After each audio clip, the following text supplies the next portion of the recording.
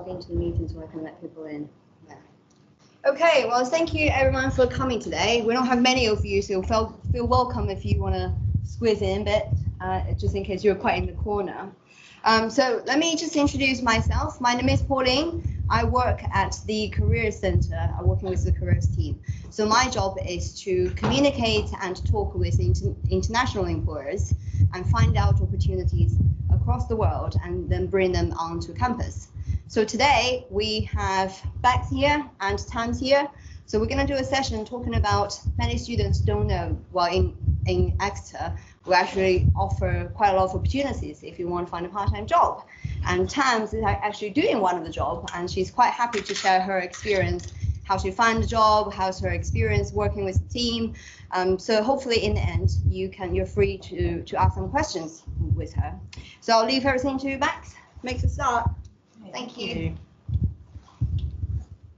Would be a good start if we could get the slides moving. Okay. Right, so as Pauline said, I'm Bex, so I'm Student Employment Officer, working within the career zone at the university. I'm working very, very closely alongside our internships team to source and promote internship opportunities for students like yourselves. Now you have to forgive me, it's been a long time. I used to do this for a living. I used to teach English in Spain. It's been a long time since I stood up in front of a classroom. So have patience with me. I'm going to do my best as I talk you through everything that we've got to learn about today. So I'm going to start just by talking you through a couple of our internship schemes that we have available. So the first one I'm going to talk to you about is our Student Campus Partnership Scheme, so SCP for short.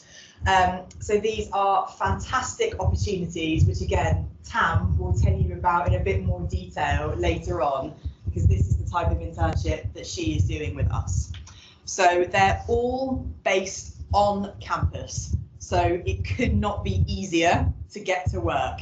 They're here on your campus, and some of those opportunities will be hybrid or remote as well. So you'll be able to do some work from home, from your accommodation, and then be on campus as well.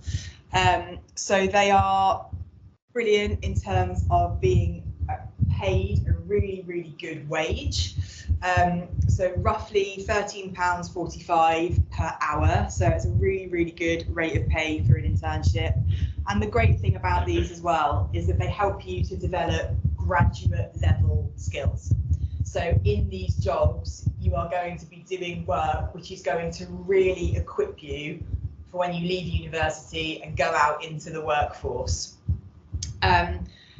In terms of how long they last, so it can be anything from about 4 weeks right up to 23 months, so almost 2 years. So they're a really, really great way to get some sort of really solid work experience and to really start building those graduate level skills. The great thing about them as well is that they are designed to be flexible and for you to be able to do them alongside your studies. So like Tam, she's in the office, sorry Tam, I'm going to keep using you as an example, I'm sorry. So she's in the office with us for 8 hours a week, roughly, yeah.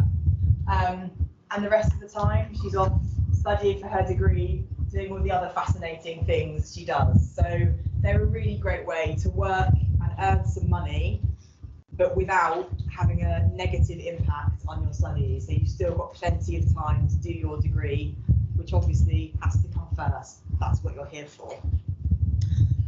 So to find out about the opportunities that are available at the moment, if you search for SCP on Handshake, that will bring up all of the opportunities that are currently available on campus. Now there are quite a few live at the minute, and we've got more coming up this week. So it's really, really worth having a look now for those opportunities.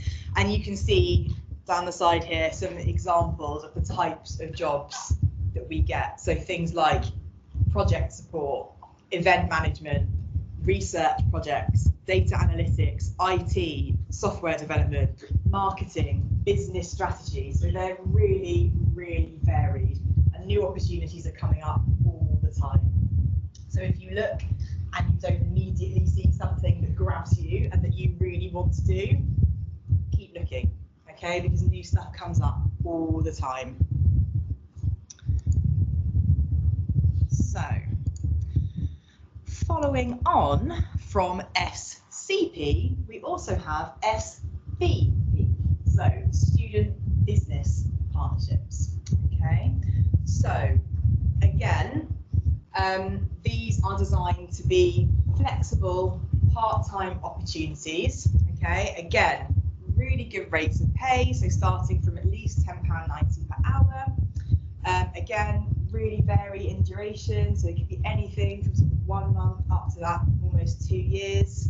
But these are opportunities not with the university itself, but with employers in the local area, so in Exeter and Devon in general, but they tend to be quite Exeter focused.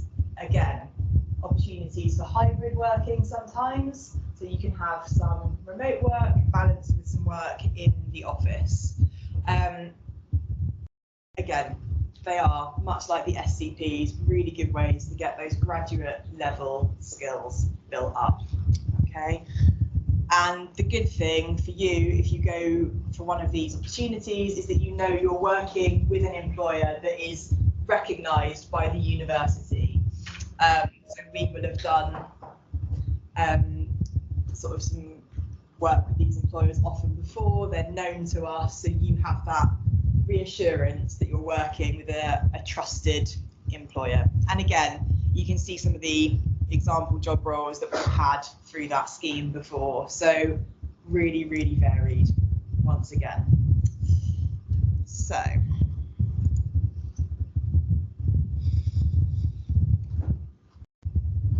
why do an internship? What is the benefit to you as a student of doing an internship? Well, many is the short answer. So I'm just going to bring all of these up and then we can go through them. So the first one, the big one, obviously, is getting experience. So when you go to start searching for your graduate jobs, everyone is going to be asking you, what experience do you have? Okay, and at that point, when you're applying for a graduate role, people are going to expect you to have some sort of experience. So this is a really good place to start. So the great thing, again, about these internship opportunities is that employers aren't necessarily, at this point, going to expect you to have concrete work experience. You can use other experiences from societies, university work, to give examples of why you would be a good fit for this role, okay? So it's a great way to get that initial experience. It's a great way to develop skills, okay? And you've all got, you're studying at the University of Exeter, you've all got a fantastic skill set, okay? And a job like this is going to help you really develop those, understand what skills you have and what you can offer to an employer, okay? You go out into the world of work. It's a great way to make new connections. It's a cliche, but very often it's not what you know, but it's who you know, and you never know when you're going to make a connection that could change your life forever. All right, you never know when that's going to happen. Doing an internship like this is a great way to expand your network, get talking to different people, learning from their experiences, and then who knows where that might take you. It's a great way to learn about a different sector. So something that we hear a lot from students is, for example, I'm studying finance. I'm not really interested in finance. I actually really want to go into marketing. Great.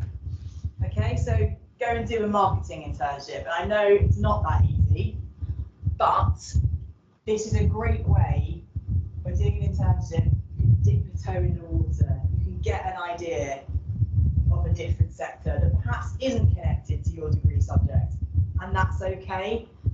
You know, I studied modern languages. Do I use them in my daily role? No. Doesn't mean that I don't love them, doesn't mean that I don't love language and culture, but actually my career went in a different direction. That's the case for a lot of people, and that's absolutely fine. So doing an internship is a great way to learn about different sectors. You know, as we've already covered, it's a great way to earn money, okay? So it's a great way to top up your income.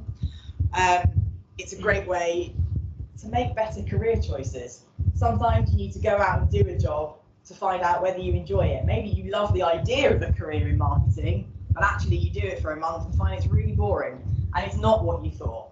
And that's fine.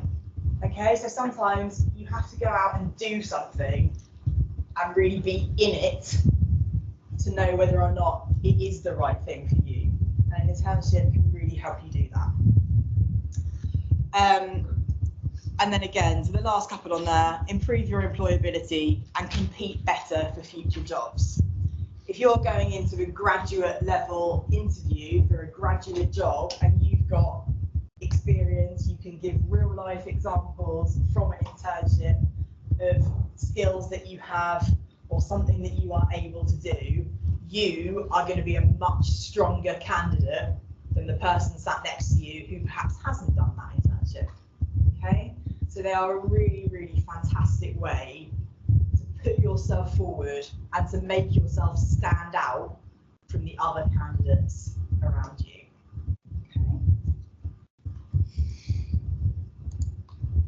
Okay. So this is going to be the sort of the meatiest part of what I'm going to talk to you about today, and that is how you actually go about applying for these internships. So it's all very well me telling you that they exist and you should apply for them, but how do you do it? Okay, so all of our SCP and SBP internships are advertised on Handshake. Okay, can I just have a sort of show of hands? Is everyone familiar with Handshake? Andrea, good, very good in the background. Yeah, okay, so Handshake is our careers portal, okay? So it's the way we advertise all of our jobs, opportunities, employability learning to students, okay? So if you are sat thinking, what's Handshake? That's your first step, okay? Go and get yourself signed up to Handshake if you're not already. That's where we're going to promote everything to you, all right? So another really good thing to do is if you give this QR code here a scan, that will take you to our internships bulletin sign up. And that is a great thing to be signed up to because it means every Friday, without you having to do a thing, we will send you an email with all of the latest internship opportunities listed in it. There will be live links to Handshake in that email, so all you have to do is click on the job title that you're interested in and it will take you through to that job and the application form, okay? So if you don't like the sound of searching through Handshake for different jobs, that internships bulletin is where you want to be, okay? So I'm going to take you through now a bit of a practical guide, I guess, to actually applying for an internship. So let's hope that this works. First things first. Hooray! Okay, so you've seen a job that you want to apply for, okay? When you go to apply, this is what you're going to have to fill in, okay? So this is our standard internship application form. So any internship that you apply for with us, this is it, okay? This is what you're going to have to do. So my first and probably most crucial bit of advice is give yourself plenty of time, okay? So don't leave it until the last minute to apply for that internship, okay? The reason for that it's nothing really to do with us. We don't really care if you submit that application with 2 minutes to go. But if you've got any questions, if you've got anything that you're not sure of, if you leave it until that last minute, we can't help. Okay, whereas if you've got that application ready to go 48 hours before it closes, and there's something on this form that you don't understand, you can come to us and we will do our best to help. You can go to the career zone and speak to an advisor in the career zone and they can help. Okay, so first things first, leave yourself the time.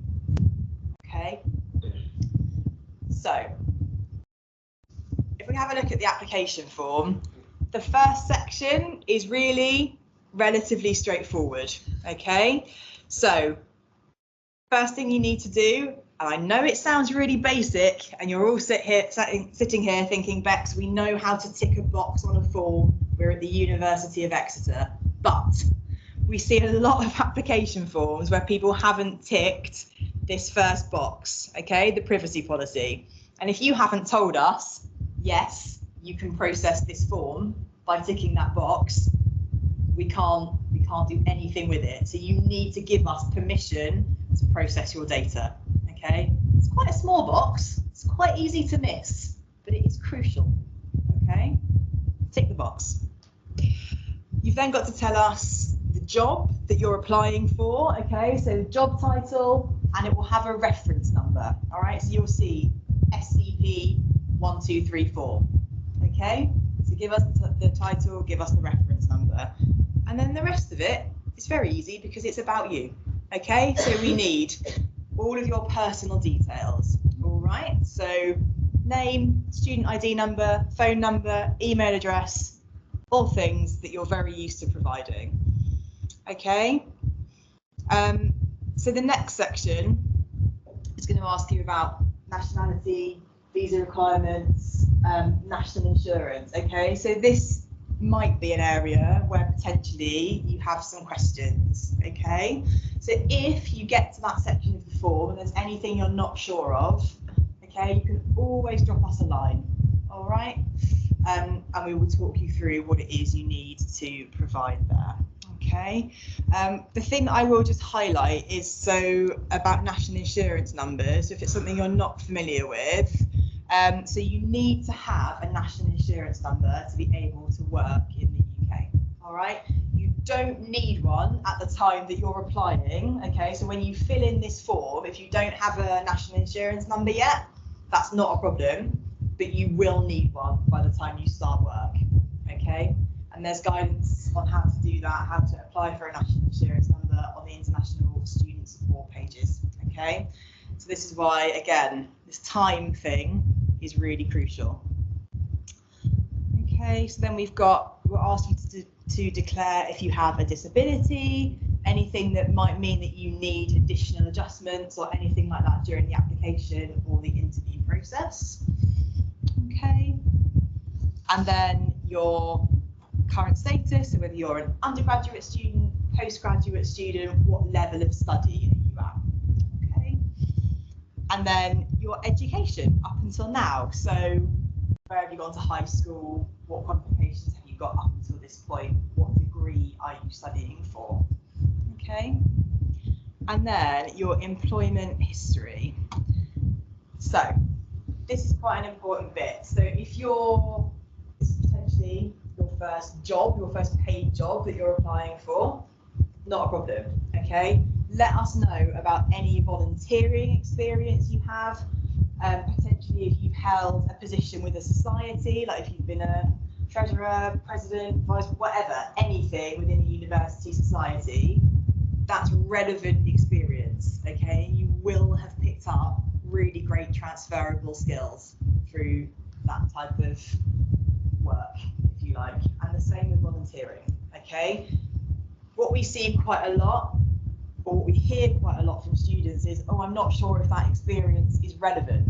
At this stage, when you're early in your career and you're building up that experience, it is relevant, okay? So tell us about it, all right?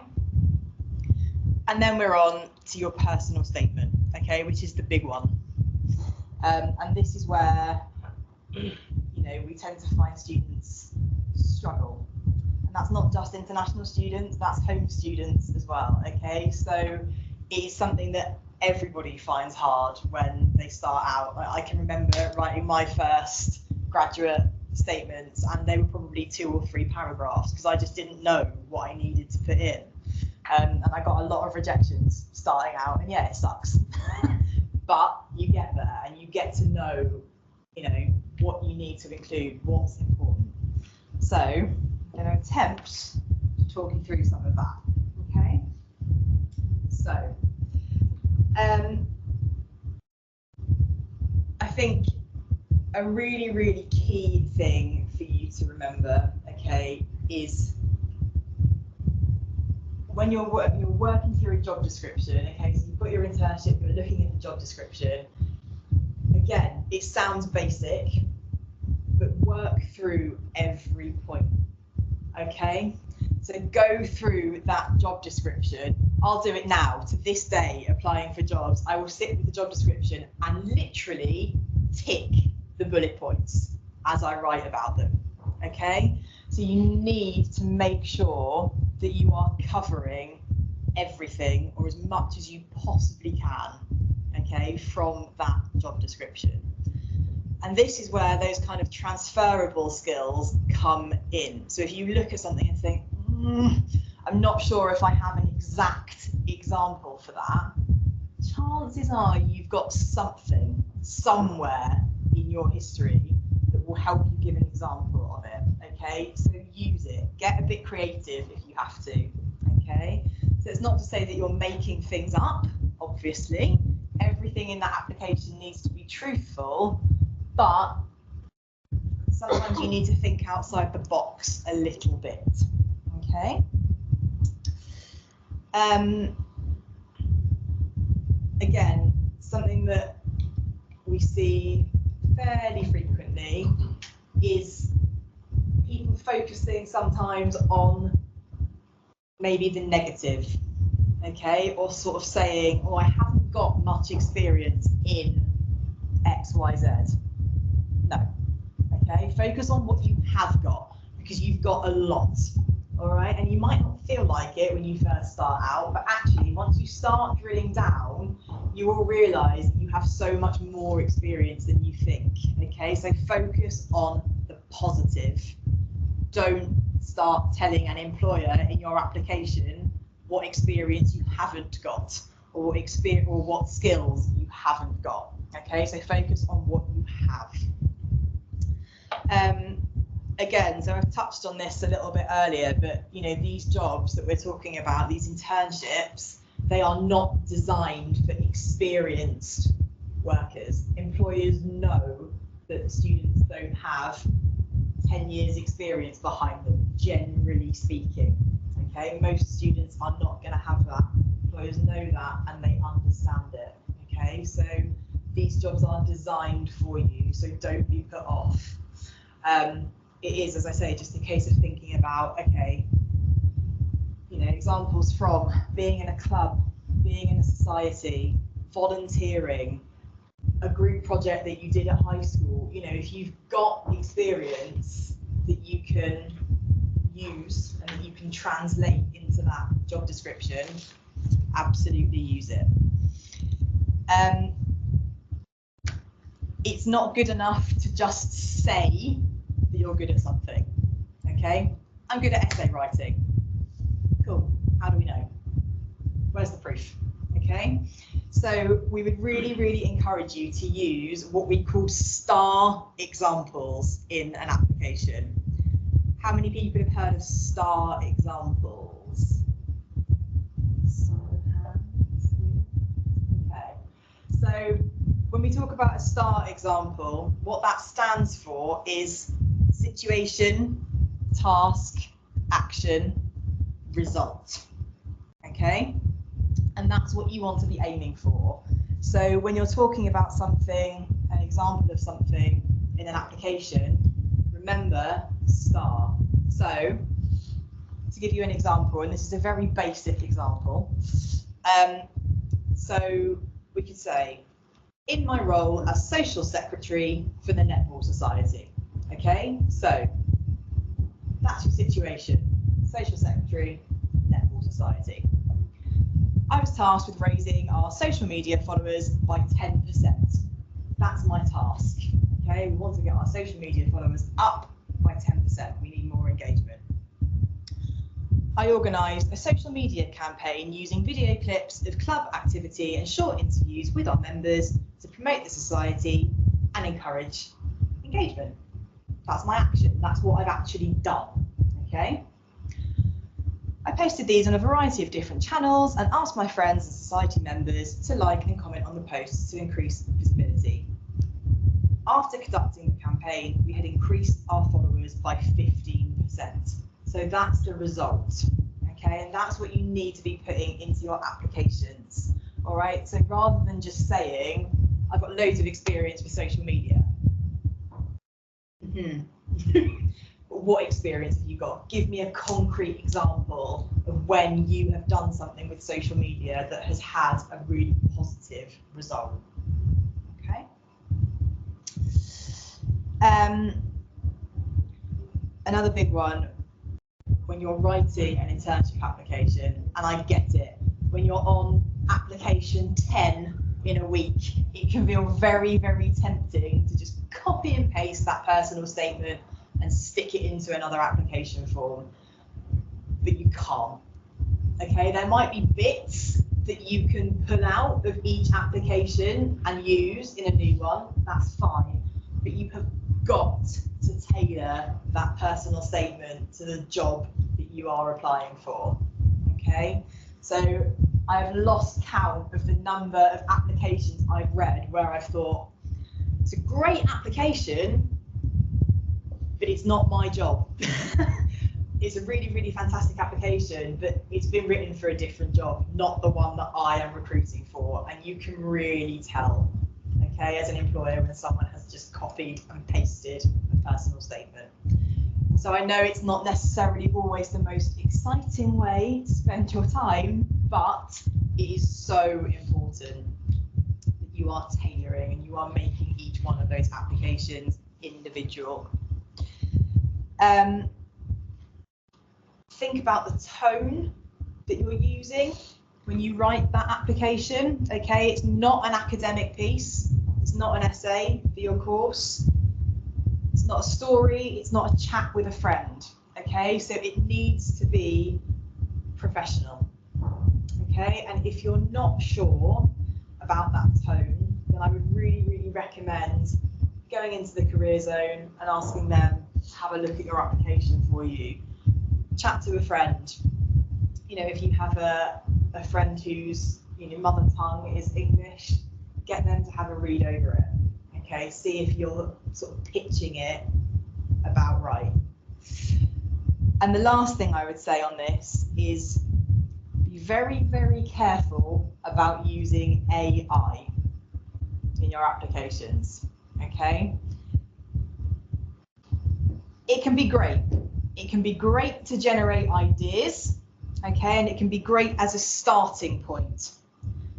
But quite often, what AI actually produces doesn't really make a lot of sense. Or it just doesn't, it's not real, it's not your voice. Okay, and what we want to read, what any employer wants to read, is your voice, your lived experience, okay, not what ChatGPT's thrown out at me, okay? And the other thing is, they all look the same.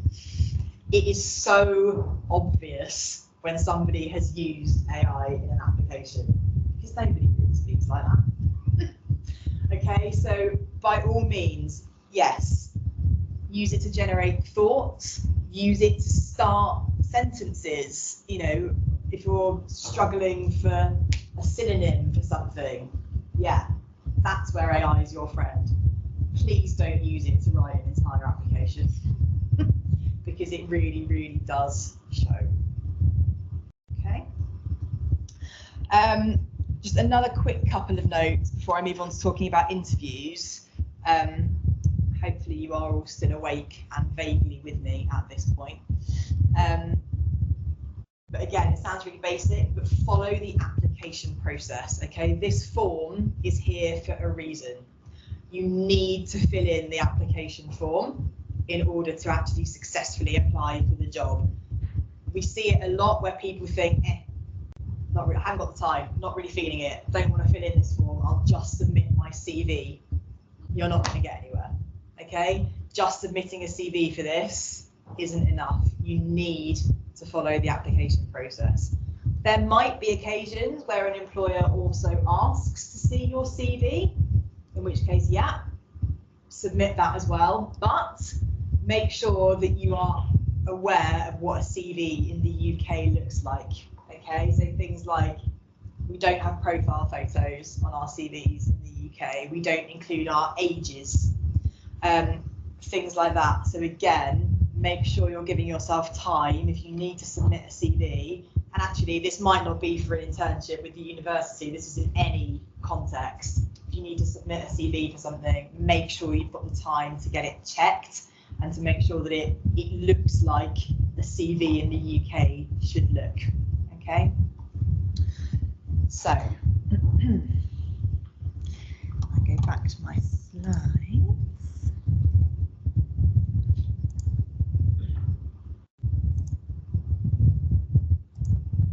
Okay, so I'm going to talk a little bit about the next stages now, okay, and actually preparing for an interview. So, all being well, you've written your application, it's fantastic, obviously. So they've offered you an interview, okay, so what do you need to be thinking about? So, on average, for a student campus partnership or a student business partnership interview, you're probably looking at something around 30 minutes, okay, so about half an hour. Some will be slightly shorter, some will be slightly longer, but generally speaking, about half an hour, okay?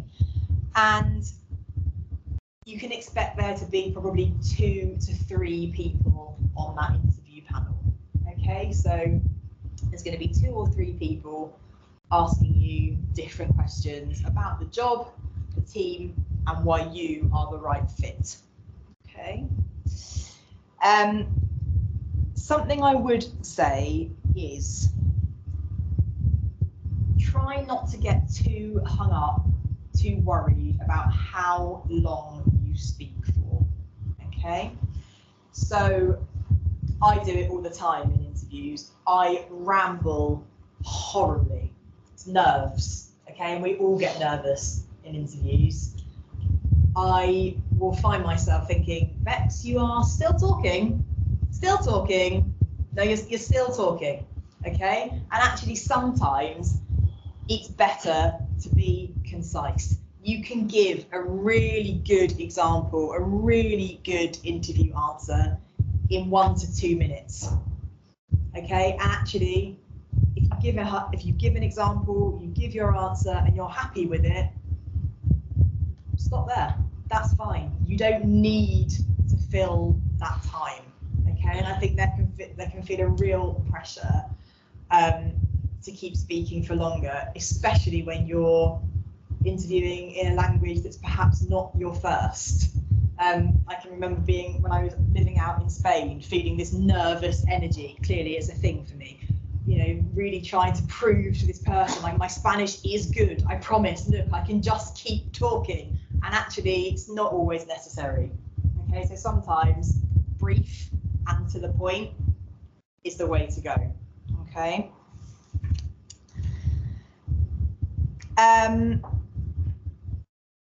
With this type of interview, okay, so for an internship at this level, the chances are you can probably have a pretty good guess at what they're going to ask you by looking at that job description, okay? And I think Tam will back me up on this when we get to her section in a bit. It's very unlikely that you're going to get a question that catches you out, Okay, so if the job description says they're looking for somebody with excellent customer service skills, they're probably going to ask you about a time where you provided excellent customer service. Okay, so it is really, really worth, before your interview, going back through that job description and looking at the key skills that they are looking for, okay, from that job description, because you can pretty much put money on the fact that those are going to be the things that they are then going to ask you about in that interview. Okay, and again, exactly the same as you did in your written application, you're going to be using those STAR examples again. Okay, so this was the situation, this is what I was asked to do, this is what I did about it, this was the result. Okay, so remember that as well in interviews, not just in your application. Hi there, come and take a seat. Another thing I would say is that research is key. Okay, research is really, really important. It doesn't take very long to go onto a company's website and find out a little bit about what they do, okay, who they are, what are their values, what do they work on, and that's the kind of thing that can make a really big difference when you walk into an interview.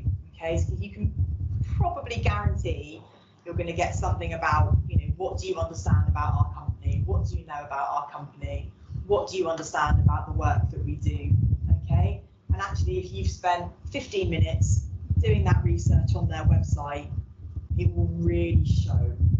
Okay, and it really, you know, it's really impressive actually when you get a candidate who walks in and actually clearly has an interest in and has taken the time to research your company. And I think on that note as well, show your enthusiasm. Like if you have done your research, you've looked on their website and you've seen that they've worked on a project that you think is really cool, you're really interested in it, you think it's amazing, tell them, okay? You know, employers are people, they are human beings, they want to see your enthusiasm, they want to see that you care and that you're interested. So if there's something when you're doing that research, if there's a little gem that you can pick out, something that makes you think, yeah, this is the company, this is the team for me because they've done this, try and remember it and tell them about it in the interview.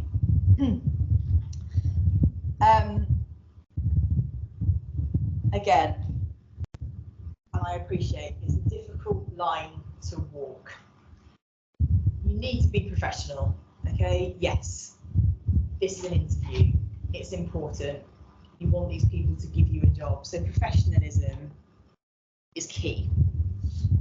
However, you also need to be you, because ultimately you are hopefully, fingers crossed, going to get this job and be a part of this company. They need to know who you are, and they need to know that you're a good fit for them, and you need to know that they're a good fit for you as well. So you need to be yourself, be honest, be authentic, be genuine. Okay? Remember, it's okay to be nervous. We all get nervous. I told you that at the beginning. I was nervous doing this today. I've not done this in a long time. Yeah, it feels a bit scary. We all get nervous in these situations. Anybody that says that they don't is lying or dead inside, one of the two. Okay, everyone gets nervous and that's okay. If you need to take time in an interview to gather your thoughts, think about a question, you start and think, what am I saying? This is complete rubbish, and you need to stop and start again, do it. Everyone will have been in that situation at some point, and it is so much better to just be a human being and go, do you know what? Scrap that. I'm going to take a breath. I'm going to go back to the beginning and start again. Okay? Do it if you need to. All right? It's better. You will get a better result out of it. Your employer will get a better impression. Okay? And the last thing on interviews is, quite often at the end of an interview, your employer or your panel will ask you, do you have any questions for us? Yes, you do. Okay, yes, you do. Try and go in, I always do it. I will always have a couple of questions prepared that I know I'm going to ask at the end of that interview, okay? Because as an employer, if you're interviewing and you say, do you have any questions? And someone just looks at you and goes, you think, okay, cool. Again, it doesn't really show enthusiasm. It doesn't show that you've done your research. You only need to ask one, that's fine. If it's just one question, not a problem, okay? But it really shows that you've tried, you've put your preparation in, you've done your research, okay? So, to give you some examples, it could be something like, do you have any specific projects planned for this role during the next 6 months, during the next year, okay? So that shows you're interested, you're invested in the role, you're invested in the company, you want to know where it's going, you want to be a part of this future, and you want to know what that looks like. Are there any specific achievements you would like to see for this role in the next 6 months, year, whatever it is, okay? So that will give you a bit of an insight. If they say, yeah, actually we're looking to expand our social media, we're looking to do whatever it is, okay, then you can have a little chat about that, okay? So it's not a case of they've finished their interview questions, so conversation is done. If they say to you, yeah, actually we're hoping to do whatever it is, you can say, oh, that's really cool, because I've read about this, that, the other, and you can have a little conversation, and that shows them, again, you're interested, you genuinely care. A really good question, what are you looking for from the ideal candidate for this role?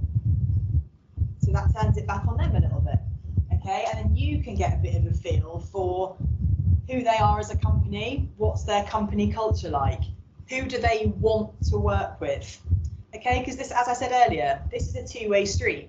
They've got to work with you, but you've also got to work with them, and you want to know, does this feel right? Does this fit? Or another one, if you're really, really struggling and you really can't think of anything else that you want to ask, how do you find it working here? What's it like? How do you find it? Do you enjoy the job? Do you enjoy working here? Okay, so again, it doesn't have to be rocket science. It doesn't have to be anything super technical that you ask, but it just shows that two-way dialogue. Okay.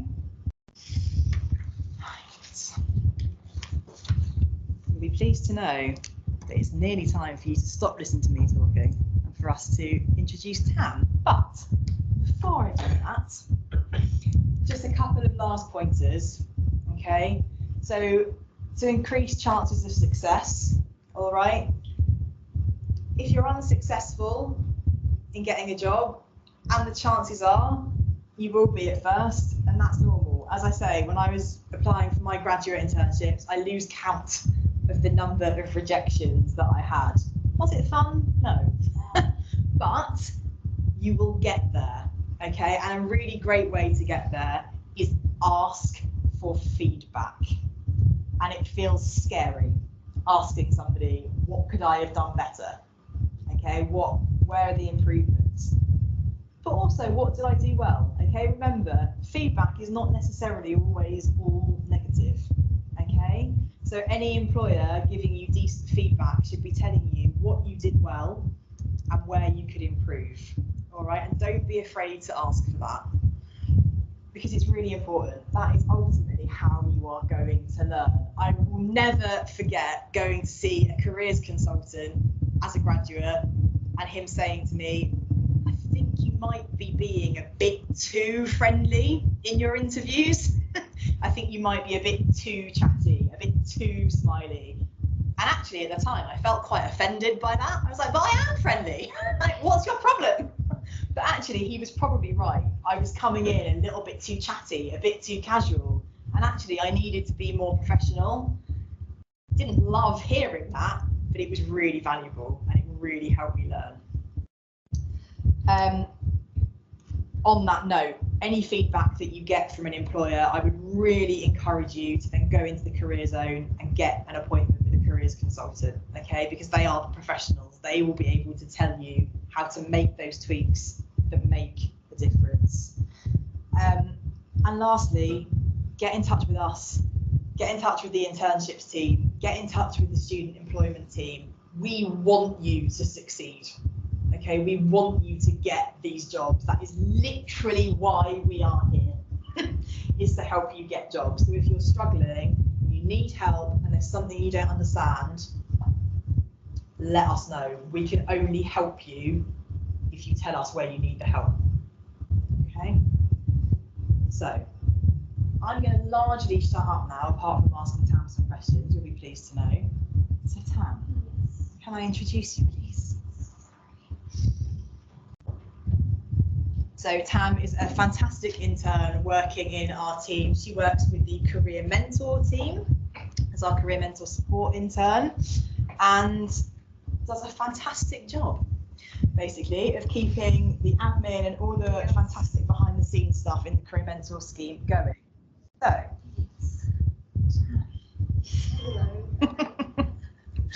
can you start just by telling us a little bit about yourself, your background, what you're studying? Well, so hello everyone. My name is Tam. I am currently a final year marketing and management student, and I'm originally from Vietnam, but I have spent the past 5 years in the UK studying A-level and now university.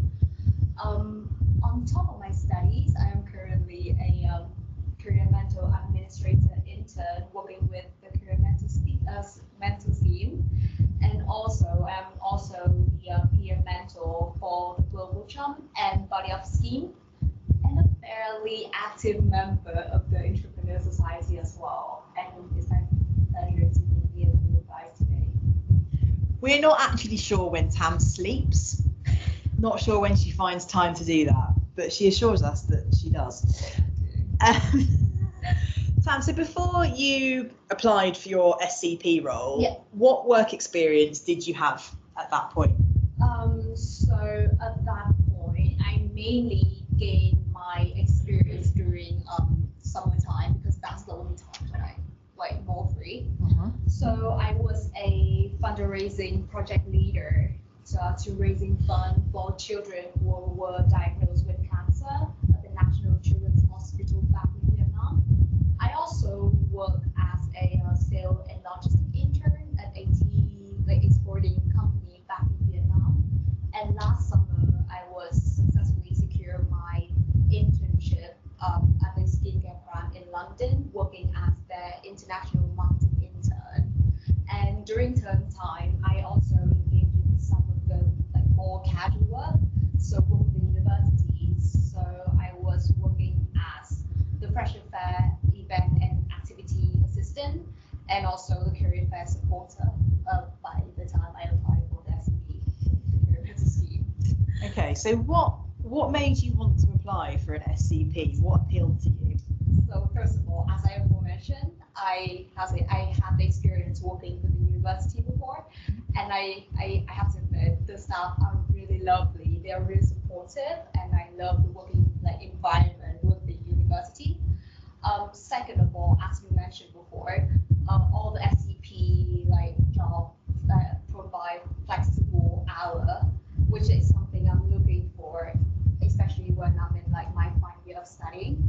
Yeah. And last but not least, because of the situation, cost of living crisis, and I do not want to put more burden into my family financially. So that's why I was applying for the SCP role at that time. Okay, and did you apply for a lot of SCPs or SBPs before you got this one? Was it quite a long road? Yeah, honestly, it was a really long journey for me. So I applied for way too many SCP opportunities, but then for most of them I got rejected or get to the interview stage and got rejected.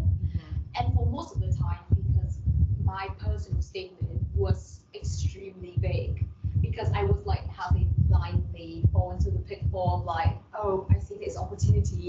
might as well apply to that and that. And then, it's like quantity over quality sometimes might not be as good at producing really bad personal statement, and that's why I got failure. So yeah, I learned from that. Honestly, yeah. Okay, so in light of that, Yes. what are your top tips for an application, do you think? Definitely, yeah. So the first and foremost, maybe try to like prioritize the quality over the quantity. So as you mentioned before, please like read through the job description and personal specification. Literally write down all the bullet points on like, okay, do you have this, for example, Excel, they ask for Excel experience. If you do not familiarize with like working with Excel, there's a chance that you might not be suitable for this job at that moment. So like, do let me that's like the whole process. And second of all, if you have like you feel like, oh, I have all the skills that match the job description, start brainstorming and then think about, oh, what kind of experience in the past do I have?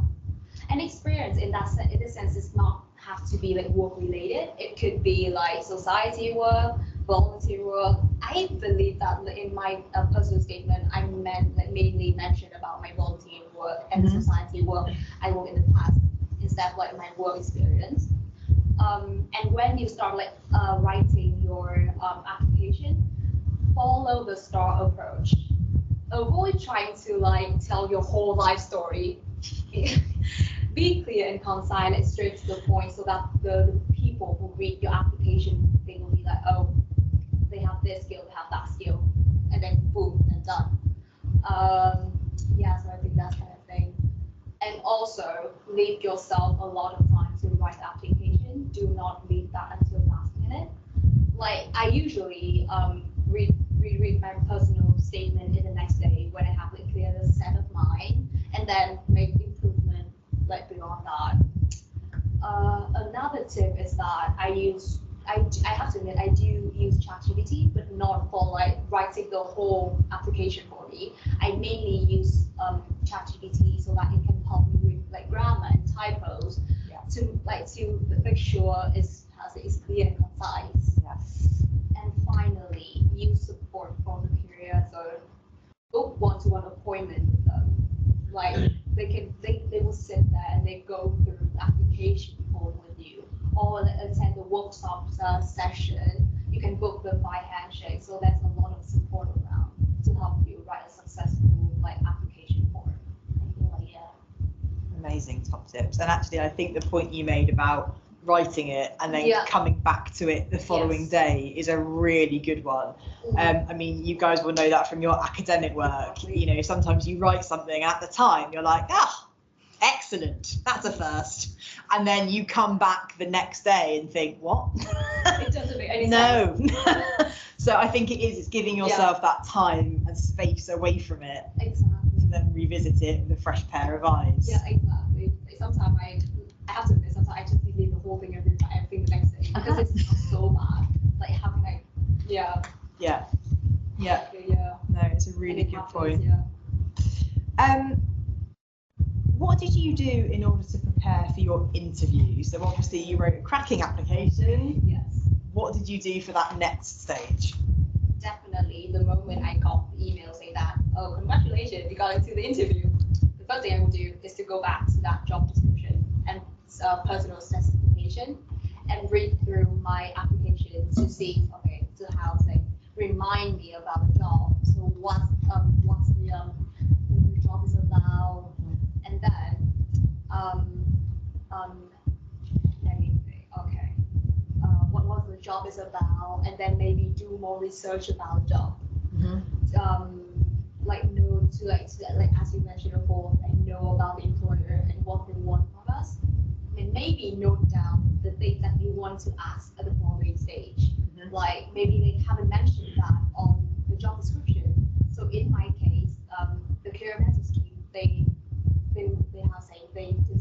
want the applicant to have the Excel skill, but they didn't actually specify which skill they were looking for. So I was noting that down and asked them after the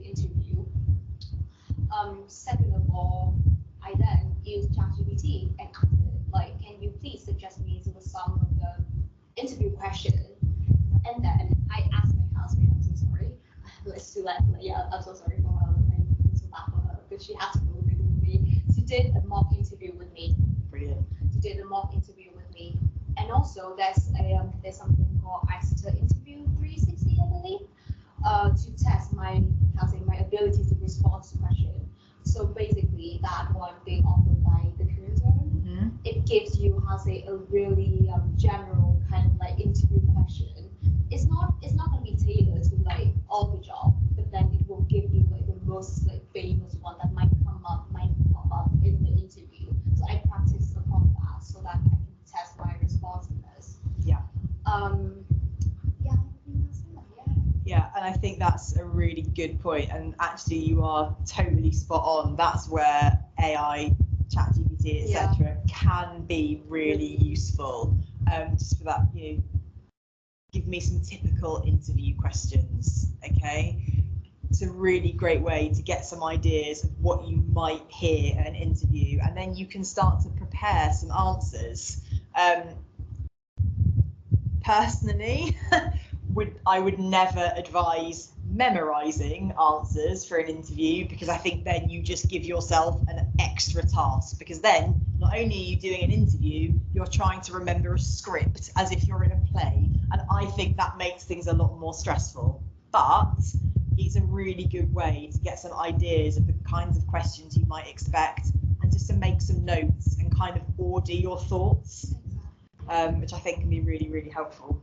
Yeah, can I add more points, because I just remember? Always add more points. Yeah, so because my interview was online, so I think it's like really crucial at this point people might overlook is that to run a DeFi test before you enter the interview. Make sure that you know how the cameras work, the audio work. It's really important to like save time. Point. Yeah, to save time for yourself and for the employer as well. Yeah.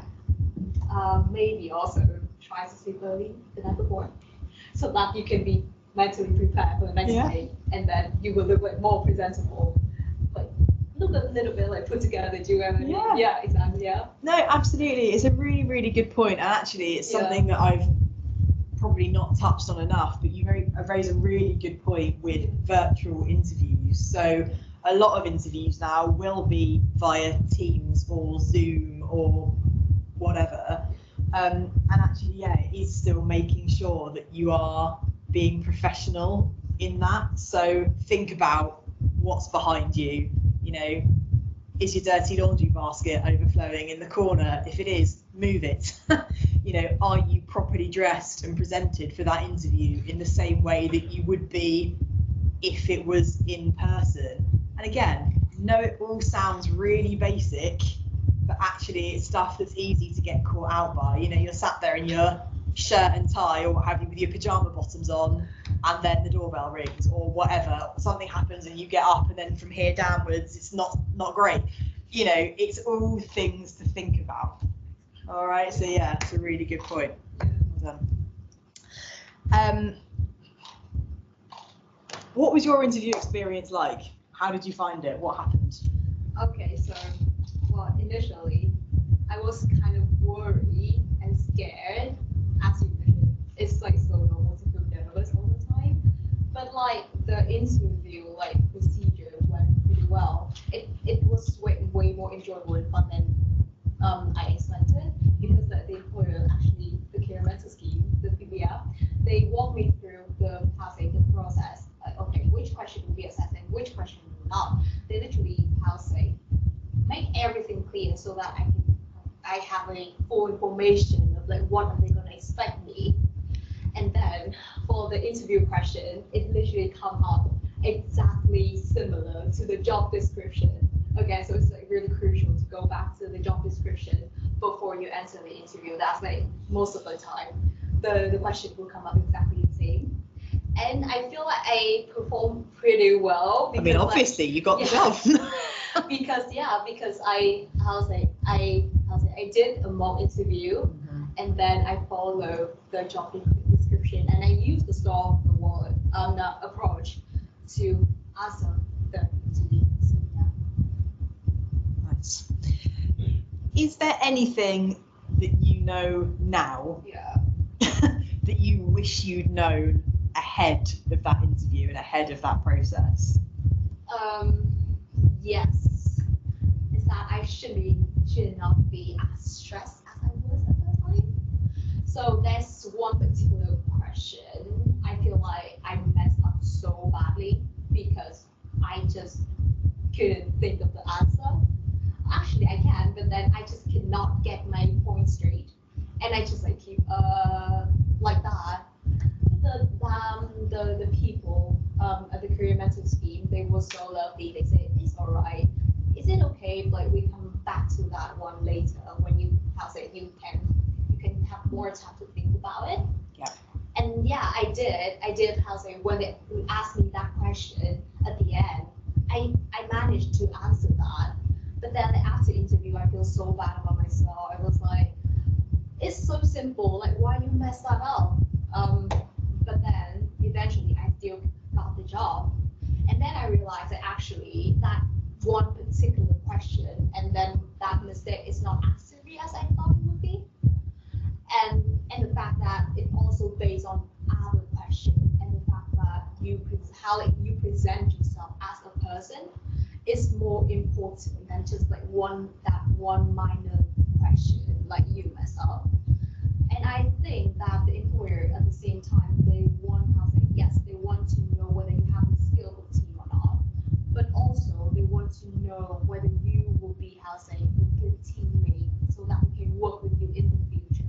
Totally. So yeah, so like it's more about the bigger picture, not just like the small detail, if that makes sense. Yeah, absolutely. And I think it's a really good point. I think we've all come out of something like an interview focusing on the bits that we feel didn't go so well. I think as human beings, we tend to focus on the bits that we didn't get right.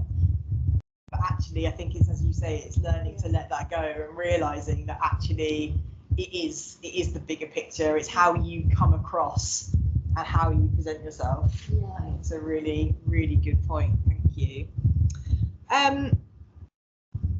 Fast forward to the present day. You're here working with us on campus, you poor thing. How do you find it? How do you find working on campus? I love working on campus. It's literally so convenient where I can go to work straight after my class and vice versa. And it saved me like a lot of time to like walking back and forth. If like for example I work in town in Tesco, which means I have to after my lecture I have to run back to Tesco, and then maybe I have something like after the shift I have to run back to uni. So yeah, working on campus is really amazing. So I'm not complaining or anything. Good, nice and convenient, makes life easier. Exactly. Good. What do you enjoy most about your job? What's the best bit? Definitely the people I'm working with.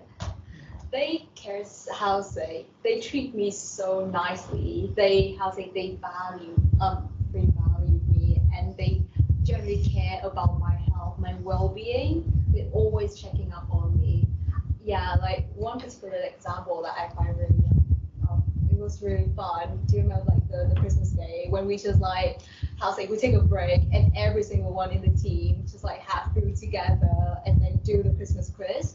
It's just like for 2 or 3 hours, but that it was like super fun, and I feel like that's such an invaluable experience that an international student like me can like ever experience. And also, I have the chance to meet like other experts as well. Yeah. And then like fortunately I managed to form a really good friendship with some of them also. So definitely that's like the highlight of the work for me. Good. Yeah. And I think that's kind of going back to what I was saying right at the beginning. It's those connections you make, isn't it? And you never know who you're going to meet and where that might take you, and the conversations that you have and what that opens up. Yes. Good. I'm glad that you enjoyed the Christmas quiz. It was really fun. I liked it. It was good. Yeah. On the flip side of that, what are some of the challenges involved in kind of working alongside your studies? Well, I think that's just one for me. So definitely the time management. Yeah. So like in my first and second year, I will have like more time to spare. but because now I have to, how to say, balancing work and the uni and the society and my personal life as well, which means I have to be, how to say, manage my time in a more efficient way. But then I think that's like more of an opportunity for me rather than a challenge. Yeah. Now I have, how to say, I stop procrastinating on task, and like since I'm a really, how to say, morning person, I form a habit of like sleep earlier and wake up earlier so that I can make the most time of the day. Yeah. And to be fair, I think like 8 hours is not that significant because I still have time to do all my academic stuff and then hang out with friends, join social, and then do all the extracurricular activity that I want. So. Good. So, funny enough, my next question to you is going to be, what are some of the things that you've learned doing this job? Clearly, time management is a big one. Second, definitely the communication skill, because like for working with career mentor scheme, we have this flexibility to whether work in the office or working remotely, and you know sometimes working, if like one of the members like working from home but then I'm in the office, sometimes like communication might be a bit like, how to say, more difficult initially, but then I realized, well, it has to follow the same principle that you have to be actively reaching out to them and initiate like the conversation and then ask them, like what to see that whether we're on the same page and am I like doing the right task I am supposed to do, and also like I have the chance to, how to say, communicate with the student and also the mentor, and I feel like I give a lot of like insight and perspective, like by just like talking to them, just like absorb. Yeah. And more of that is definitely to improve my English ability. I was not really good at English speaking in like before I went to university. But then throughout the university life, I have, how to say, tried to improve my English, and I feel like by joining the career mentor scheme, I have, how to say, more exposure to the language and talk in a more professional way with my colleague. So that like something really valuable for me as an international student. And I think that's it, isn't it? Actually, that's a big difference. Like, it's one thing socialising with friends. It's one thing studying in another language, but actually working that's with professional environment. It's another thing. Again, it's a whole lot of different vocabulary. It's a different tone. It's all of it. Exactly. And actually, that can be quite scary at first. It is. So my closing question before we open it up to the room is, what's your biggest piece of advice for people sat here today joining us online? What's your biggest bit of advice for them? That would be, do not scare of like rejection and stepping out of your comfort zone, because like I think, how to say, all experience, whether that's like negative or positive experience are valuable and are good experience. It's like a learning curve, and like you will learn so much more from failure than from success. That's like from my point of view.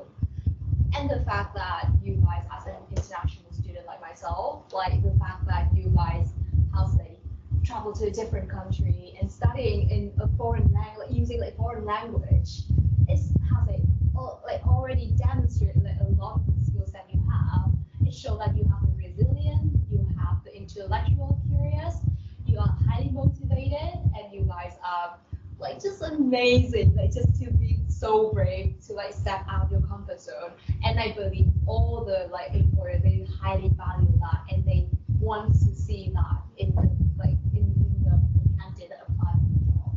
So yeah, embrace that. Like, I couldn't have put it better. Thank you. It's brilliant. Thank you very much. We have got time for questions. If anybody has anything that they would like to ask, you're very, very welcome. I think, Pauline, were you going to share your email for questions as well?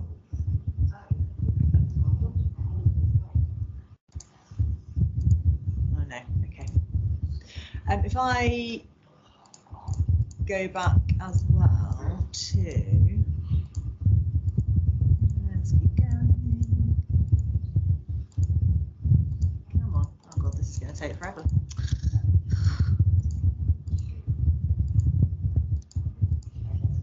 There it is. We got there eventually. So that is my email address there. So studentemployment@exeter.ac.uk. So if at any point you've got any questions, anything that you'd like to ask about anything that we've spoken about today, you're always really, really welcome to drop me a line there. I'm very, very happy to either answer things over email or pop down and meet you in the career zone for a quick chat. So yeah, do take that address down if you would like to, if you feel it will be helpful. But yeah, if there are any questions, then you're very welcome. If you haven't, that's also fine. There's no pressure. This isn't an interview, so it's okay. Excuse me, the application form that you were explaining to us on how to fill, Yeah. where is there a link for it? So that will be, so when you apply for one of the jobs, there's a link to that application form in each job on Handshake, so it's within the job listing itself. So it's not kind of just floating on its own anywhere, but it is within each of those jobs. Yeah, there was also like a barcode that you display. Yeah, Yeah, for the internships bulletin. yes.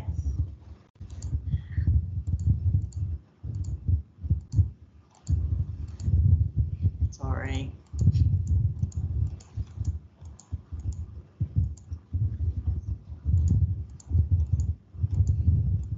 There it is. Yeah, so that's the internships bulletin. So that's the one, if you want to sign up for that, then we'll send you a roundup each week of the different internships that we have available.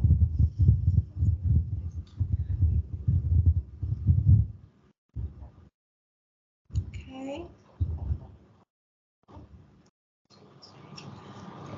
Right, I'm going to assume from the silence that there aren't any further questions. Oh no, yeah, go on. Of course. I know this is international student internship, sort of discussion, and I feel like a lot of this is sort of mainly covers undergraduate. But how about for postgrad, like masters? I mean, so all of the internships that we have available are, so they're available for students at any stage of study. So it's not just for undergraduates. Postgrads can absolutely apply as well. Yeah. And actually sometimes we will have internships come through that are specifically, an employer will be specifically looking for a postgrad student or from a certain discipline. So that does vary, but kind of, I would say everything that we've talked about, or that I've talked about today, is equally true, equally relevant for postgrads as well as undergrads. Andrew, I don't know if you've got anything that you want to add to that from your point of view, but No, I think all the internships are available for everybody. And on the advert, like Bex said, there's a specific requirement in there. The whole idea is that we're offering a range of jobs that are there to suit everybody no matter what stage you're at. And actually, Tam, you're a master's student. No, I'm a final year undergrad. Only undergrad, right? Yeah, Okay, we do have master's students working in our team. So yeah, I mean they're for everybody. I think there was another question over here. Yes, one question was similar to hers, because I'm also a postgraduate student, and there are some SE positions who apply like academic tutor approved to work like 15 hours, also like for postgraduate. Yes. So I just want to clarify that point, and thank you very much for all your. Yeah, no, it's a really good point. So obviously there are different restrictions in terms of how many hours you can work per week as a postgraduate student. And I think it's generally recommended no more than 6 hours a week for postgrads. Having said that, yes, there is the option to speak to your academic advisor and have that conversation about whether or not they feel it's appropriate for you to be released for more hours per week for work. So it is, I guess, a bit of an open dialogue in that sense. But a lot of jobs, the SCP and SBP jobs that are advertised, will be around that sort of 4 to 6 hour mark, and therefore, you know, there would be no barriers there. For example, in the summertime, it's really not allowed to work on more than one SB position in one time. For example, they work 2 SBs jobs during the summer. So, as in like during vacation period, yeah. So during vacations, you're at liberty to work as many hours as you see fit. So if you wanted to work full time during the summer or even, you know, Easter, then yeah, absolutely. Yeah, there's nothing to stop you. Sorry? Can I just say something? Of course, please I'm do. not really sure about because for postgrad, I sent an email to the international student support about doing an internship in summer, and they said that if you're a master's student, the term time limitation still applies. Oh, okay. Yeah. Again, you know, it's an individual thing. You know, it's up to you to decide if you think you can do more hours. As long as you get confirmation from your academic that they are happy to manage your study alongside that position, then it's not a problem. It's just a matter of getting that check. It doesn't sound like the email I got. It doesn't sound like the email you got. Like it was more like specific, like you can't do this because of the restrictions on your visa as an international student. Oh yeah, so on your visa you will have a 20-hour restriction. So yeah, you need to follow that. Yeah. If you finish, obviously during you're doing postgrad, during your final year and your studies are finished, but you're still a student, you can then work full time. So that's a bit clear. Sorry, it does get quite confusing. So thank you for asking these questions. Hopefully we can get that Absolutely. straight in this session. But yeah, if you finished all of your studies, everything's been handed in, then you can work full time on your visa. But until everything is handed in, your visa, yeah, you are restricted to those 20 hours. That's clearer. I want to make sure everyone's clear on that. Can I just add on to today's session? I just want to say this is part of what Careerism does and to support you. So eventually you guys, whether you're going to do another degree or go into a career, you can think about the bigger picture. So in the Careerism, we offer different support, whether it is the skills you want to understand what employers want, you know, how do you identify the opportunity when you're an international student. I know that the students support team will do a visa session, talk about the new skilled work visa like situation. And you know, in each of the faculty, you can make appointment, whether you're undergraduate or postgraduate as a career consultant, to understand the market you want to get into, whether it's return to your home country or consider stay in the UK. So this is part of it because we have so many students asking about us, you know, how do I make a successful application? Why applied, like Tam said, I applied 20, none of them want me to go for an interview. This is one of the channel opportunity, but there are other things you can do to make yourself more employable while you're a student. But also we encourage you to think further down the road, you know, what do you need to prepare in order to understand, you know, some of the AC assessment center or online tests or, you know, interviews, some of the skills, they overlap, they match. But also think about widely, what do you need? And we're there to help.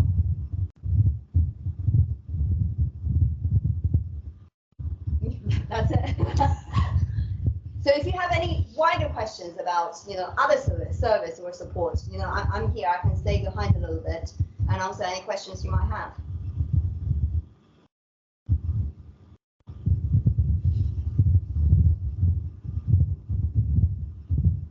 Yeah, well, let me just stop recording it. So we will be able to share the recording of today's as well. I'll just do an email afterwards.